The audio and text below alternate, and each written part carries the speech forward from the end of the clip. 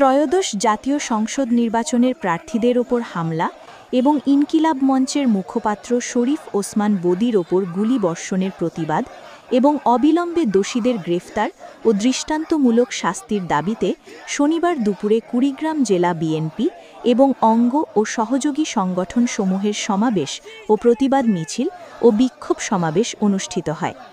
বিক্ষোভ মিছিলটি শহরের সবুজ পাড়াস্থ বিএনপির পার্টি অফিস থেকে বের হয়ে শহরের প্রধান সড়ক প্রদক্ষিণ করে কলেজ মোড়ে শেষ হয়। এ সময় বক্তব্য রাখেন জেলা বিএনপির আহ্বায়ক মুস্তাফিজুর রহমান মুস্তফা, যুগ্ম আহ্বায়ক হাসিবুর রহমান হাসিব, সদস্য সচিব সোহেল হোসনাইন কায়কোবাদ, প্রাক্তন মেয়র আবু বক্কর, পৌর বিএনপির আহ্বায়ক মহিউদ্দিন জাহাঙ্গীর বিপ্লব, জেলা যুবদলের সভাপতি রায়হান কবির, যুবদলের সাধারণ সম্পাদক নাদিম আহমেদ, কুড়িগ্রাম জেলা ছাত্রদলের সভাপতি আমিমুল ইহসান, স্বেচ্ছাসেবক দলসহ অঙ্গ সহযোগী সংগঠনের নেতারা বক্তব্য রাখেন। বক্তারা বলেন, যারা নির্বাচনকে বানচাল করতে চায় তাদের দ্রুত আইনের আওতায় এনে বিচারের দাবি জানান এবং ইনকিলাব মঞ্চের মুখপাত্র শরীফ ওসমান বদির ওপর গুলিবর্ষণকারীদের দ্রুত গ্রেফতার করে দৃষ্টান্তমূলক শাস্তির দাবি জানান।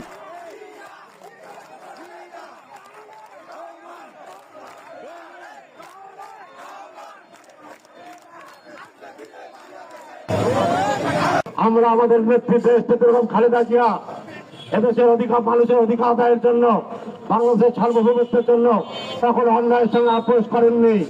তিনি অসুস্থ তারপরেও তিনি অন্যায়ের সঙ্গে আপোষ করেননি।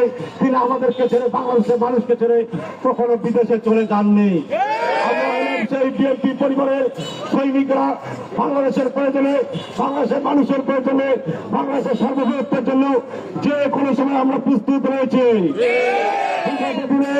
বাংলাদেশের মানুষের ভোটের অধিকার আদায় করার জন্য আমরা রাজপথে ছিলাম, রক্ত দিয়েছে, আমরা গুম হয়েছে, তারপরে বিএনপির নেতাকর্মীরা রাজপথে ছিল, আন্দোলন সংগ্রাম করতে সাথে ভাইরা। আমরা বলতে চাই, অবিলম্বে যারা ষড়যন্ত্র করছে তাদেরকে আইনের আওতায় নেওয়া হোক, ষড়যন্ত্রকারীদেরকে দৃষ্টান্তমূলক শাস্তি দেওয়া হোক। এবং আমরা চাই বাংলাদেশে ভোটের পরিবেশ যারা নিঃশ্বাস করতে চায় তাদের বিরুদ্ধে আমাদের সজাগ থাকতে হবে সাথী ভাইরা। আপনারা জানেন, ইনকিলাব মঞ্চের মুখপাত্র হাদির উপর কালকে গুলি চালানো হয়েছিল।